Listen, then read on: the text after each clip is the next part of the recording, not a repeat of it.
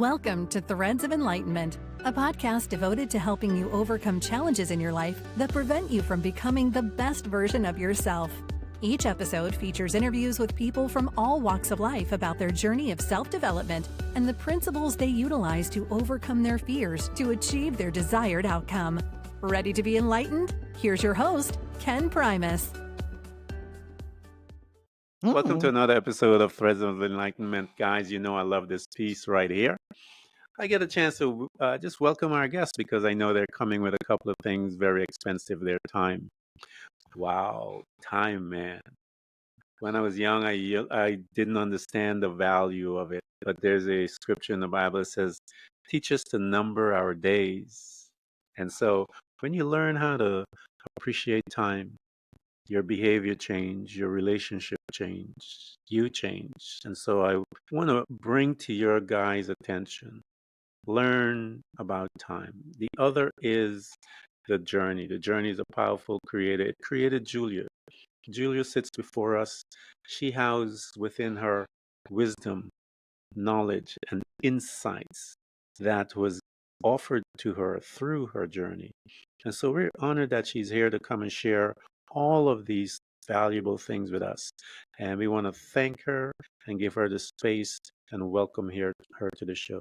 Julia, thank you so much for coming to Threads of Enlightenment. You're introducing me. Oh, Yes. Perdóname, Ken. Sí, soy Julia Carmen. Thank you, Ken, for having me on the show. I really appreciate it. And I'm looking forward to this time spending time with you.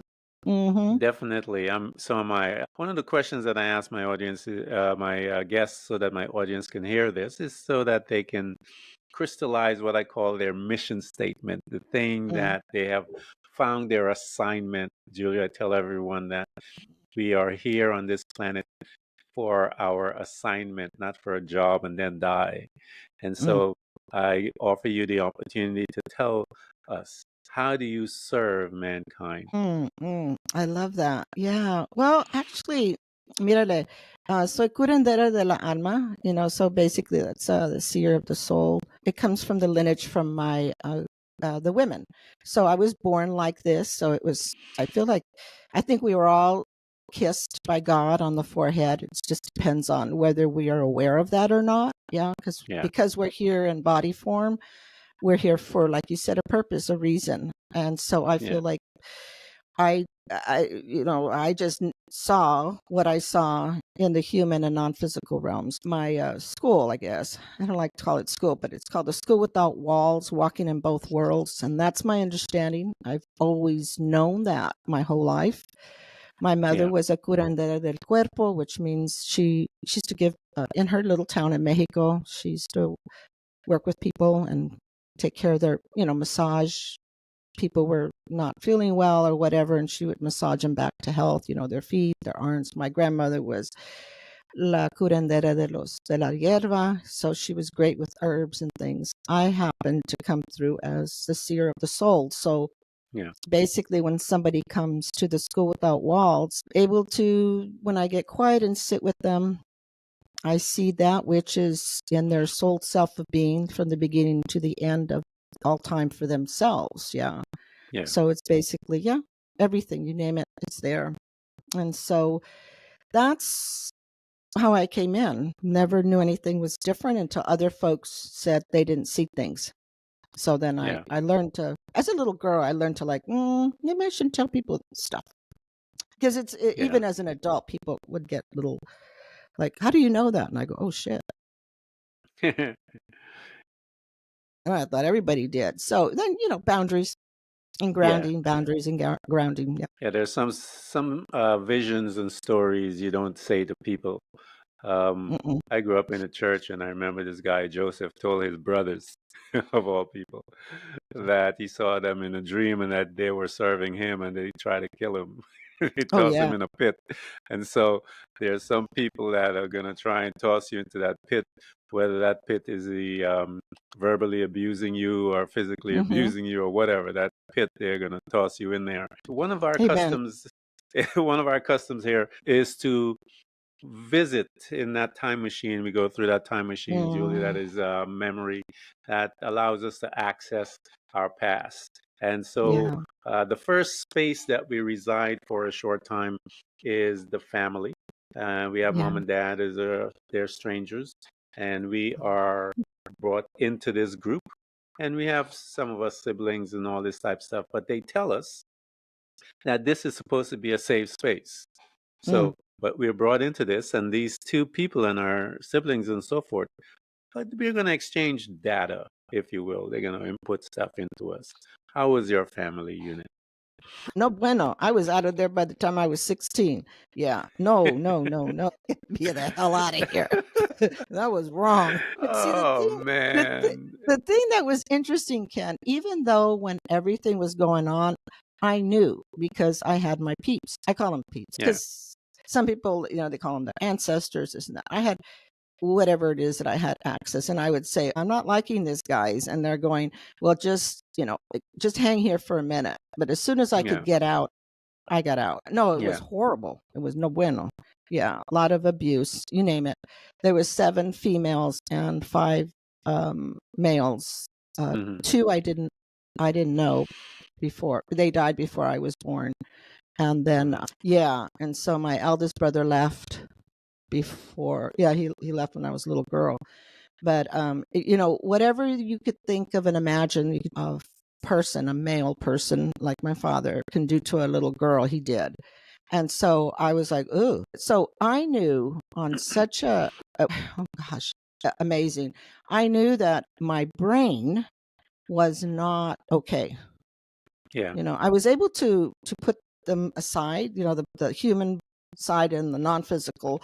I was able to keep them side by side, but not integrate them. I just knew how to do that. I mean, psychologists could say you turn things off. I never turned anything off. Yeah.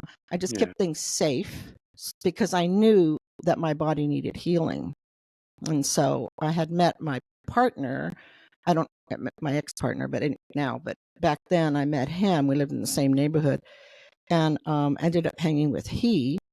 And then we got married at 17, started having babies right away. And then when he got health insurance at 21, I said, okay, I need to see a human therapist. That's what I call them. And so I went and looked for a human therapist. And I basically said, I'm not okay. I have weird thoughts and I'm very dysfunctional, and I married a dysfunctional man. He came from very similar background. Yeah. And so we were like, no. So my journey has been that, which is to integrate both worlds at the same time, because we walk them Julia, both. yeah, you were 17 when you had that insight as to that I need help. Oh no, I needed That help a I'm, long time before that. I just didn't have yeah, access to it. Does that and make access sense? to it. Yeah, Yeah. and when you recognized you had access to it, you went immediately for Oh it. yeah.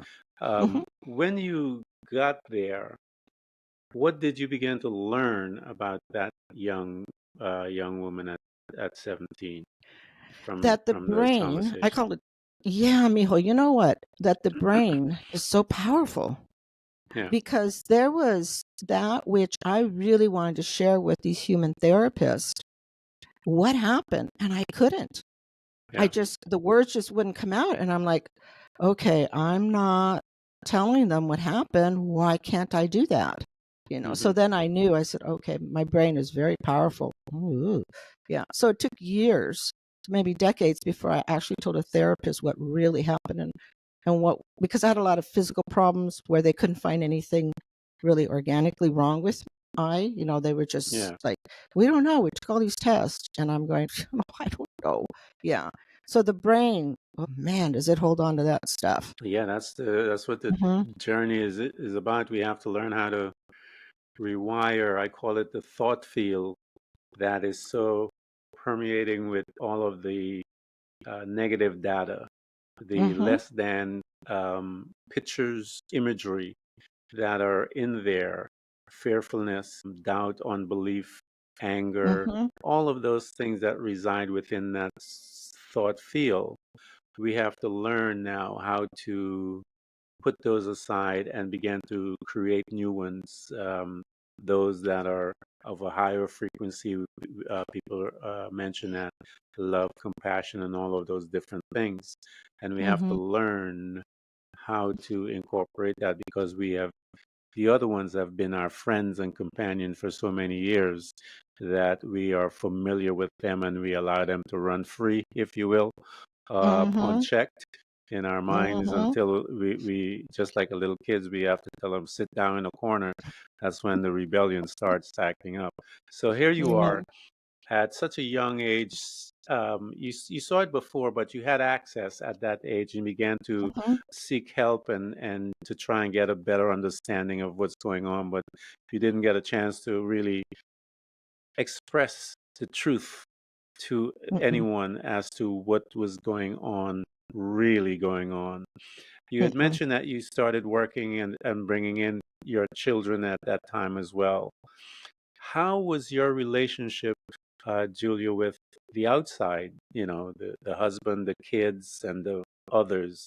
How were you Mm. relating to all the people, all this stuff happening inside of you? Oh, I did the classic. Now that I went, huh? It seemed like two different worlds. Well, it was two different worlds. So the Yeah. external world looked like everything, not perfect, but I was so like everything. My house, you didn't even know children lived there because everything had its Wow. place. Yeah. So my physical self, everything. I never walked out the house, out of my home, unless I looked perfect. Mm. And so there was this perfection that I needed to be the best of everything. And to the external world, my kids were in a grammar school. It was not como dice, I was not the room mom. I was the PTA president. Mm. Yeah. I never went for the, and I'm like, I was the president of organization that I could get into because I wanted to run things and control things. And even when Yeah. I was doing it, my guides, my ancestors would talk to me and say, "What are you doing?" I said, "Well, this way I can control this." I mean, these were my conversations with them, Yeah. and they go, "Well, that does not going to probably be useful and helpful because it doesn't matter even thought, even human thought. There is a what we call free will. Yeah. So, in my ancestors and my guides, they never said do this, do that. They would invite me to see, they would invite me to see, maybe this would be a better choice over here. And I'm going, no, I don't want to do that. And they go, okay, fine, we'll catch you on the other side. Because they knew Yeah. it was going to happen, right? Yeah. Yeah. God would say, catch you over there, mija. But you have free will, you can do whatever you want. Yeah. And I I'll wait sure for did. you. Yeah, Yeah, just wait the for same. you. Wait for you to catch up because that's what we do. And I know I was a little crazier than some. I remember when I turned my back on God, I told him, I'm sure he must have looked at me and said, what's wrong with this guy? I said to him that I'm going to be the best sinner you ever saw. And I was like, well, he probably said, man, just sit down. I've seen a lot worse than you think you are.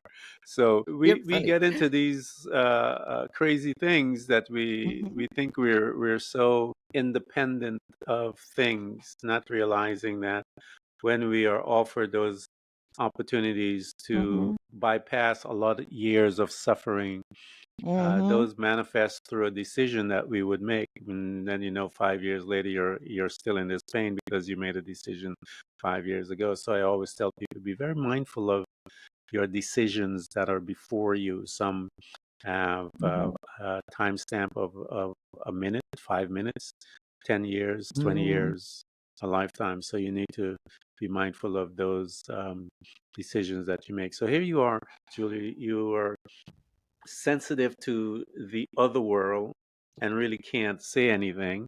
You are a control freak, as they say. Everything Mhm. has to, but it makes sense though, because here's this young girl that was violated by, as you Mhm. said, and had no control Mhm. and was seeking control and wanted to have that control. And she got it through that performance, as you say, that controlling of everything. As Mhm. you are getting there and you're in control of everything, and we know how that always works out, and you have No your control. guides saying to you, relinquish that. And of course, Mhm. you know better than them because you've been living longer. Talk to us as to when For that 2 hours. when that tornado starts to happen, because we know that's how it comes, where the God, world yeah. starts spinning Mhm. out of control so much that you can't ever gain any kind of semblances to reality in there. What did that look like for you when your world started to have those cyclones coming in where you had no control? Ken, right on 38. Wow. From 38 to 48, my body shut down. My body said, you know what? This is what we're going to do. You're not listening. And you have this beautiful gift that your ancestors gifted to you about walking both worlds at the same time, access. So at 38, I developed epileptic seizures. Wow. Yeah. At Like 38? How is at that? 30, at 38. My I remember because it was 10 son, years. Mm-hmm. my son had it at Yeah. a young age, Mm-hmm. Julia. So what was the diagnosis basically? How did they come about and say that that was something that you would be experiencing in your 30s? Exactly. Yeah. Yeah. Well, you know what? Well, when it happened, it was like, what the fuck? I'm sorry. Yeah, Like, yeah, it's yeah, okay. yeah. So no, I was, Children are went to bed. yeah. I had my, fifth child, male, Luca, and he was not planned. Let's just put it this way. I mean, meaning not my plan, but Yeah, he was divine planned. And I had the fourth child I had was very traumatic. That I don't even talk about, and she's alive and all that good stuff, but which is great. But when I got pregnant with that fifth child, like 7 years, they're 7 years apart, I went into a deep depression, and it was yeah. very difficult. And so when I had him, we get it. He's like pushing 40 now, but he Wow. I went into postpartum depression horribly. Horribly. It was just, Wow. I was almost going to be institutionalized and everything. So I just said, okay, this is horrible. And then I went somewhere on a vacation, quote unquote, with my family, my Yeah, of origin, and I was on medication for the depression. Somehow or another, I don't know what it was, the heat or whatever. I had a reaction to the medication, and I started having seizures. And so wow. they Okay. somehow or another they were able to bring me back to the US. I got on a plane. I don't know how I did that. I do know, but um and when I got back, my body just found this way of processing. And so my doctor, who had a great doctor back then, I was in the waiting room and I had a seizure right there. I mean, I was uncontrolled. So he right away put me in the hospital, and he says, "Oh my gosh, that's a seizure. That's an epileptic seizure. You're 38 years old. Same thing. I need to send you to a Yeah, yeah, neurologist." So yeah, for three years, the 2 or 3 years or whatever, they couldn't figure out what was wrong. I went through so many MRIs. I saw all I was I'm not saying I'm okay with the fact that if it was all psychological, but if that was it, then let's fix it. That's how I yeah, always thought. yeah, Show me what it is, and then I'll fix it, right? So I went through. It was here in the Bay Area. I did. I went to all the different specialists, some of the best specialists, UCSF and Stanford, and all those, and they were all like, Remember, this was a while back. And then they're going, this is interesting. There's no known origin. There's some scar tissue on your brain, but we all have scar tissue on our brain. So they would send me to psychologists and therapists, and I'd go, okay. And they would send me back to the neurologist and say, no, you're fine. Mentally you are fine. Yeah, you've been through a lot of stress. But so they finally put me on some meds, and I was on those meds for 10 years. And then one day I just said, because I couldn't drive, I had to have someone with me 24/7. And I was having seizures, like we lost count one day on how many I had. It was bad. And it was horrible for my family. And so I was like, okay, I need to get out of this thing here. And my guides were with me the entire time. God was with me the entire time. And then finally one day I realized, gee, wow, you are stubborn, mija. You are yeah. effing stubborn. When are you going to let go? You need to let Well, you go. got to surrender. Yeah, you have Yeah, to. I didn't realize I Yeah. was doing that in the Hmm. physical realm, because Yeah. every modality of healing that I went to, you name it, I did it. on all levels. Everyone. Either I was a great actress, I surrendered to all the, human, they all said, you have your shit together. You really understand what's going on. And I go, yeah, can somebody help me? And it wasn't until I talked story with myself that things started shifting. So I went to my neurologist and I said, okay, I don't care where these came from. Get me off these effing meds, because I put on a lot of weight. My hair was falling out. I was a mess. And he says, really, it's going to take about 2 years, Julia. Are you ready? I said, I'm ready to get back to driving again. I want my license back. I don't want somebody watching me 24/7. It's exhausting for not only myself, but my family. And he goes, okay. And we did it with the help of an amazing neurologist. And when we were POW after 2 years, he just said, you ready to go back into the world? I said, hell yeah. Nice. And so at so when you 48, got back into the world, what happened? Ken, you really making me.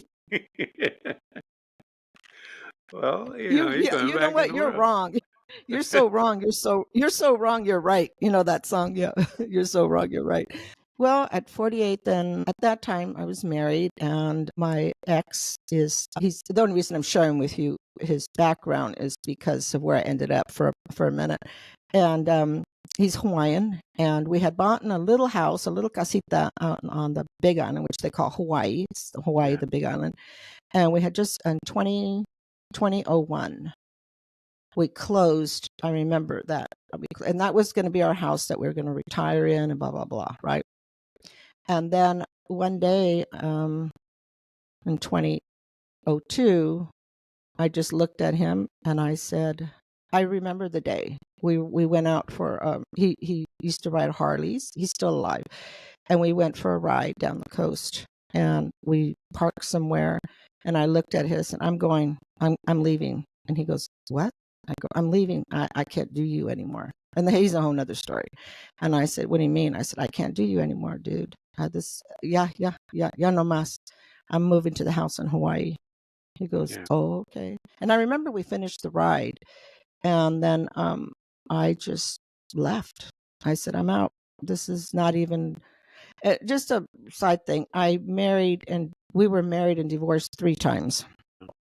Yeah. So anyways, so I just said, I'm out. And my son, Luke, at the time was like 15, 16. And there was something that happened at home. And I said, hey, mijo, I'm moving to Hawaii. You don't have to come. But if you want to come, I'm moving to the house in HPP, Hawaiian Paradise Park. And he says, you know what, Ma, I think I'm going to go. I said, okay. And so we left, put him in school in 2002. I hung out there for about 7 years, 8 years, somewhere in there. Mm-hmm. And he's still there, my son, in my little house. So, but that was the best thing. Well, I went there because as I woke up, Ken, to that which is, listen, not woke up, maybe I listened, right? And, Creator God said, you need to go. And I go, yeah, I know. Right on. And I go, where am I going? He goes, well, the house. Go to the house. Go to Hawaii. And I'm blessed beyond measure, because anytime God says, take you somewhere. I love the Bay Area. I was born and raised in San Francisco. Anytime he says move someplace, it's never a place I don't like. And then he puts me in Hawaii. Well, damn. And it's everything you could ever think of and more. Just saying. And we lived in a really interesting spot. People that know Hawaiian Paradise Park know it's right next to Puna, and they call Puna Punatics. And that's where it's just crazy over there. But hey, it was great. It's changed a lot in 20 years, but it is great. That's where a lot of the old Berkeley people went. Yeah, like the college folks. I met a lot of them there, and I go, nah, I didn't do your. I'm not a what would he say? I'm not a boomer. Trust me, I was not. Soy Latina. I didn't do the. I just told him I didn't do your white thing. Okay, I just didn't. You guys are cool, but. And as you started being obedient, surrendering to God, and as you state, and He begins to direct your path now, because I remember reading a scripture that talks about that. Surrender and He will direct your path. As He now begins to direct your path, where did he begin to lead you? Because he's now in control. You have surrendered to a degree where Mhm. you took a lot of years to get there. And as he, you know, 3 divorces from the same person, you're stubborn as they come. So wild. I am stubborn Anyway, as hell. It can it's just interject. The last yeah, time I married this dude, the last time I married him, okay? yeah. Do you know what God told me not to do? But Don't marry him. He said, don't do that. uh, well, I you just, know, my girlfriend and I'm not kidding, but I still remember that day. My girlfriend and I were on our knees, and she goes, Julia, I really think we need to pray about this, because she was very supportive. And we prayed, and she goes, what did the Lord tell you? He said, don't do it.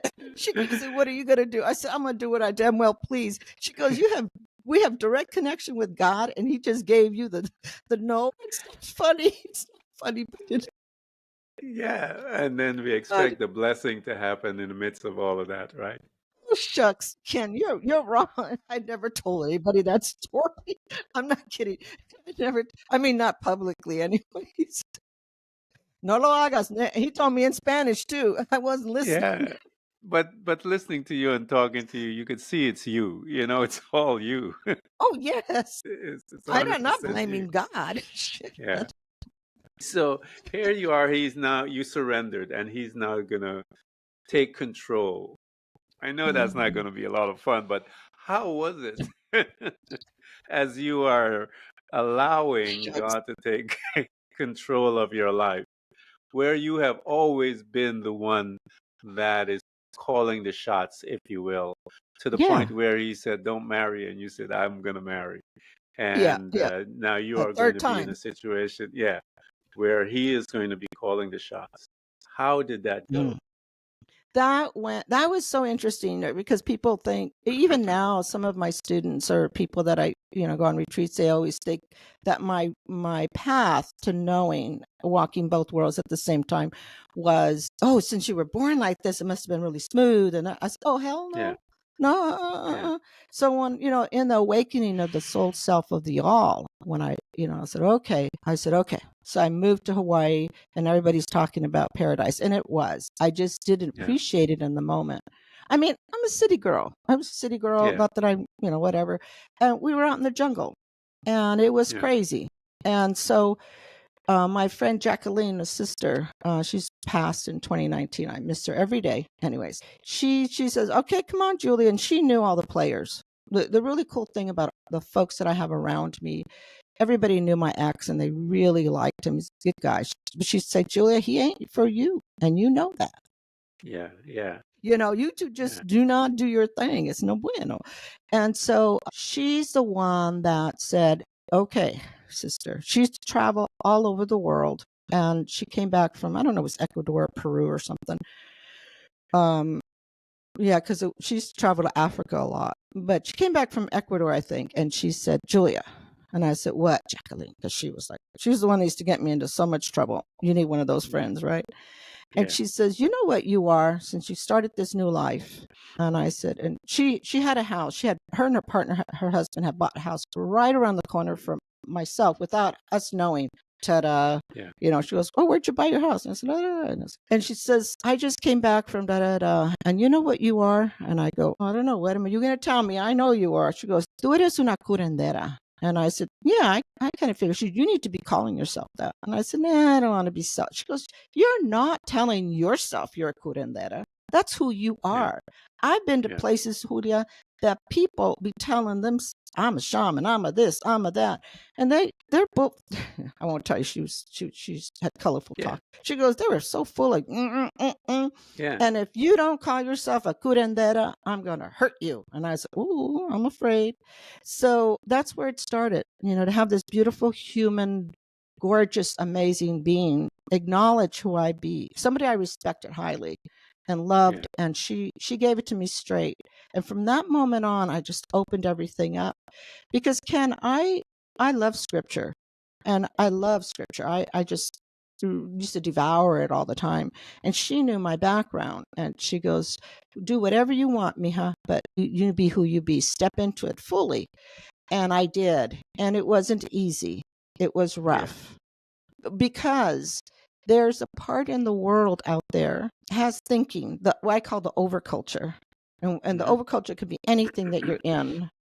So it could be family dynamics, an overculture, the parents dominate, or our country, the US, the overculture says only certain people can say they're blah, blah.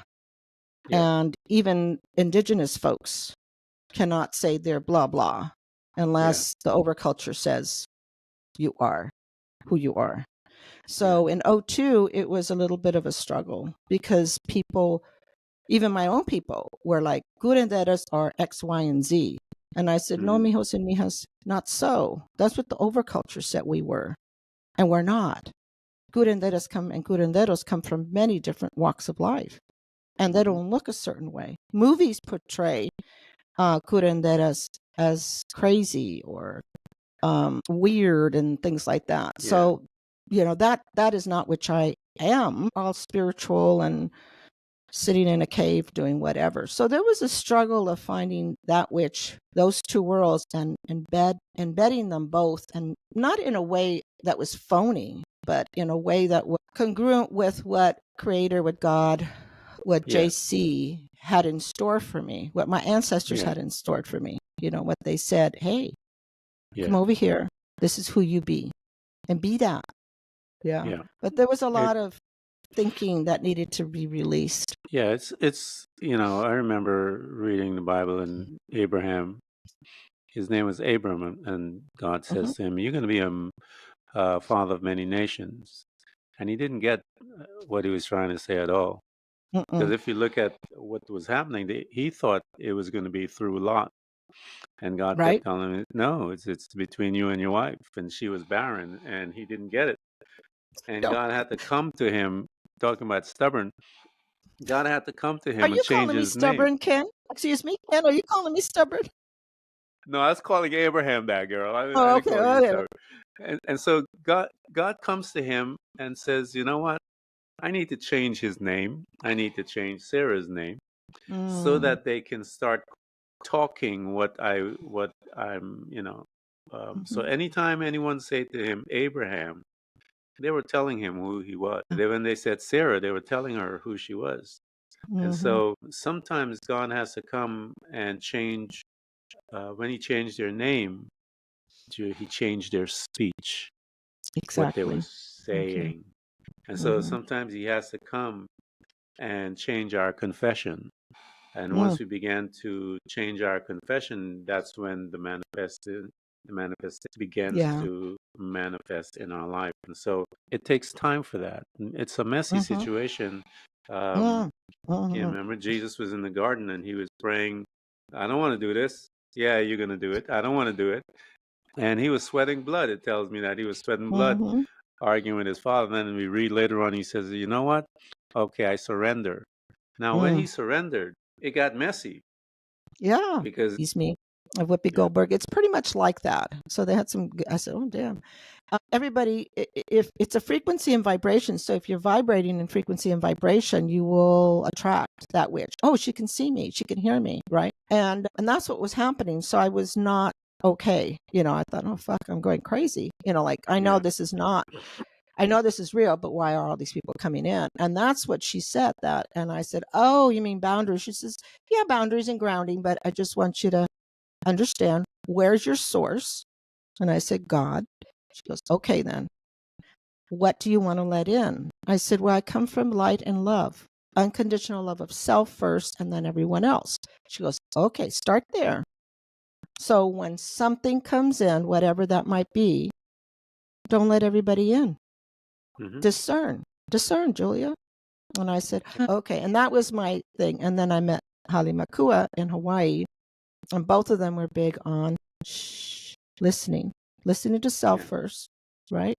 And then out there. It took a minute, Ken. It took a few years. People found out who I was. The island is not that, it's big, but it's not a lot of people. And people were coming to me for readings and this and that. And that's not what I am. I'm not a psychic. Yeah. And then Hale Makua died. Suddenly they knew I was working with he. And Hale Makua we just took over from the physical to the non-physical because it was not a big stretch for I. And then there was a lot of, well, she's not talking to him because she doesn't do 10 million ceremonies. I mean, it was really weird. And I go, hi, Chihuahuas Maku. Everybody thinks I'm supposed to be doing all these rituals to even just talk to you. He goes, don't worry about them. So there was all this pushback about, and thinking back now, Ken, it wasn't about anyone else. It was about me and holding truth to who I be and what God said. This is what I kissed you on the forehead. Listen, be humble, be teachable, and discern. Don't worry about what everybody else is saying because it doesn't matter. You need to do your work and word, period. That took a few years. It does, because in a certain way, Julie, we seek that attention. You remember when we all seek it to a degree, and some of us need it more than others, but we need that reinforcement, that human touch, as far as saying, hey, you're doing good or not.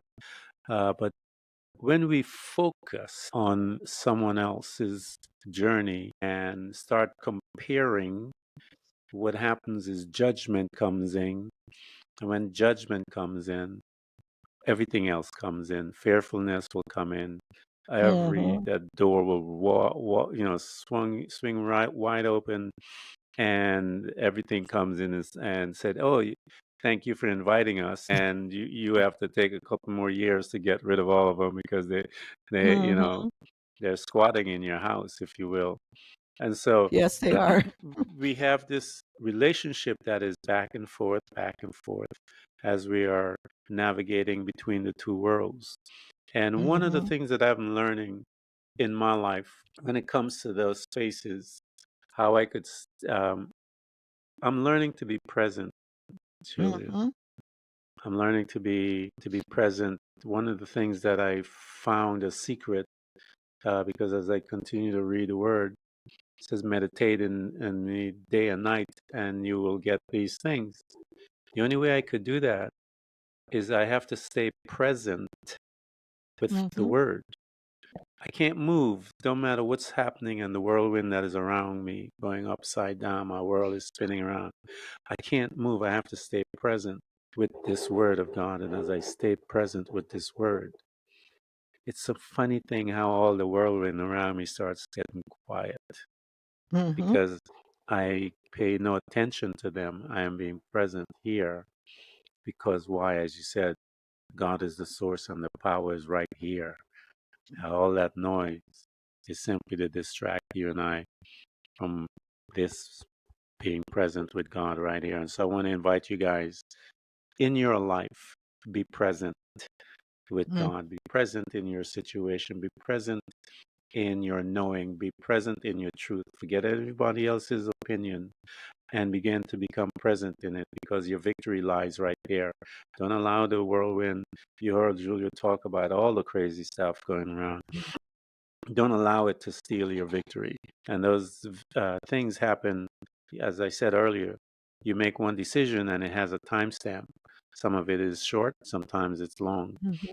Be very mindful, man, of those decisions that you make.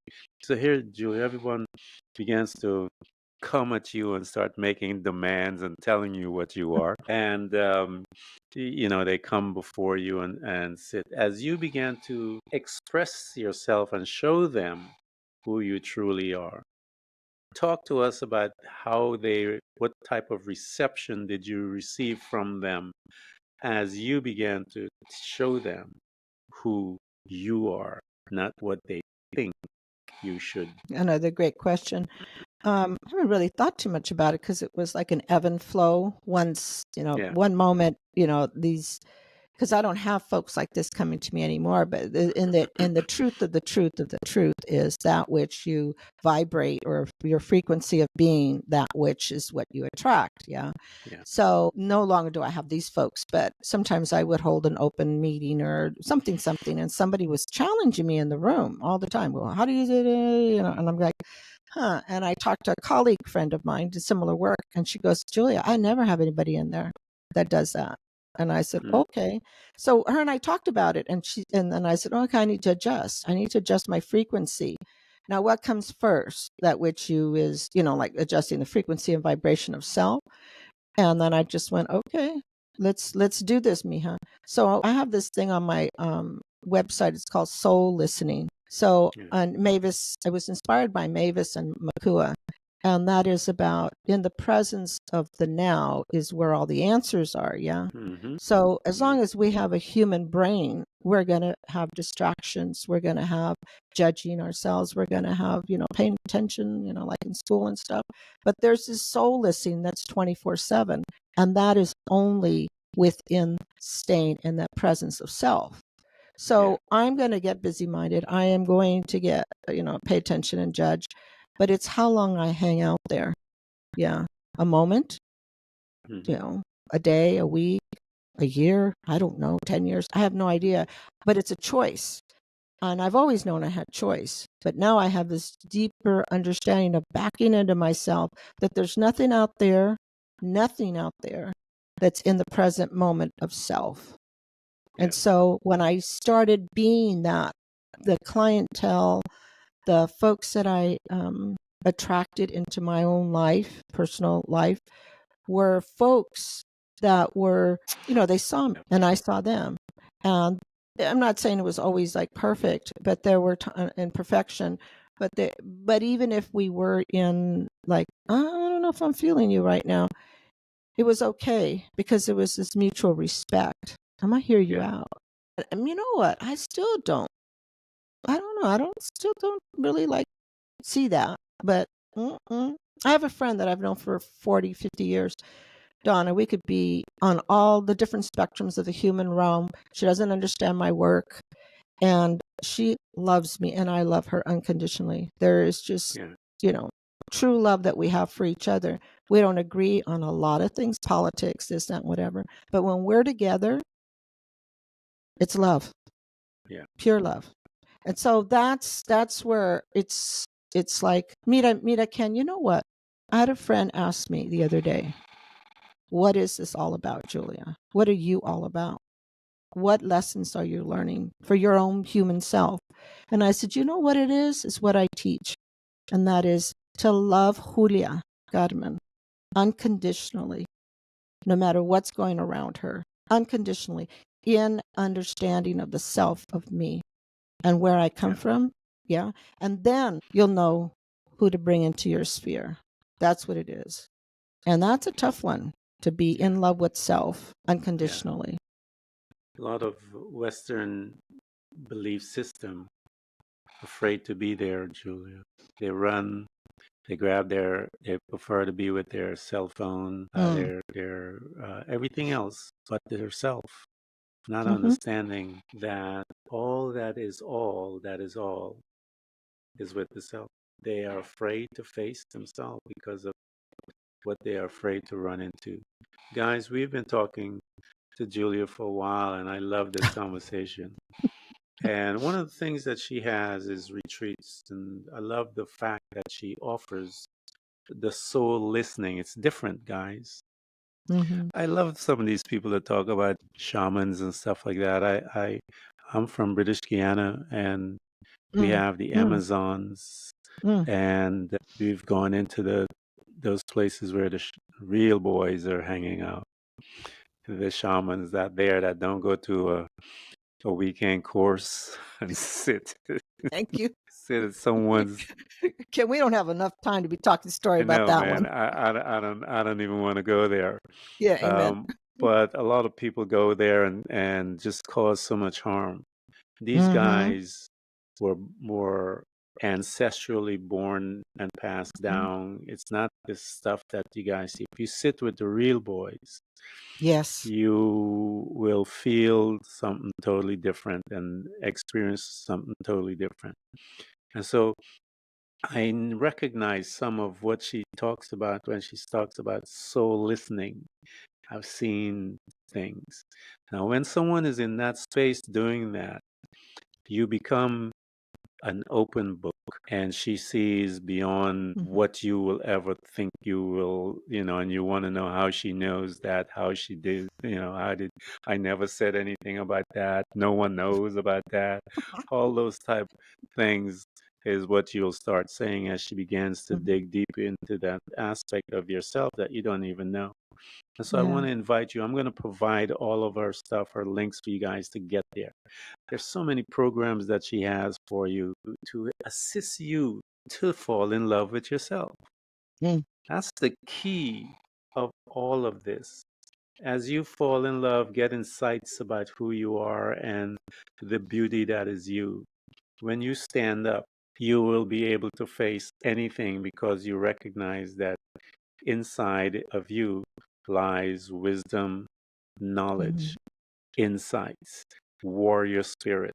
I mean, you name it, it sits inside of you. You are a powerhouse. But most of you don't know it because you're busy working, not figuring out who you are. And so I want to invite you guys to come to her so that she can guide you as to who you are and to lead you there. And she does that by the questions she's going to be asking you, because those questions are going to expose your location. And once she locates you, then you're able to be moved from your location to another location. So she's going to ask you a million questions. And I'm telling you, when she locates you, you are free. The truth shall set you free. Whatever your truth is, I guarantee you it will set you free. This, Julia, has been a good one. You and I had fun before we even started. I know. Guys, I'm gonna provide her stuff. She has so much that you need to get into her space so that she can assist you to become. I love that. She's gonna teach you to become, and you will become. And that is up to you what you want to become. Julia, thank you so much for coming to Threads of Enlightenment. Thank you, Ken, so much. This has been muy bueno, mijo. Thank you so much for having me. You're welcome. Thanks for tuning in to Threads of Enlightenment with Ken Primus. Hopefully you're now feeling more empowered to overcome the challenges in your life, whatever they may be. Share that inspiration with others by telling them about this podcast, rating it, and of course, remember to subscribe so you don't miss a single episode. For more connection, you can find us on Facebook and Instagram by searching for Threads of Enlightenment. Until next time, stay enlightened.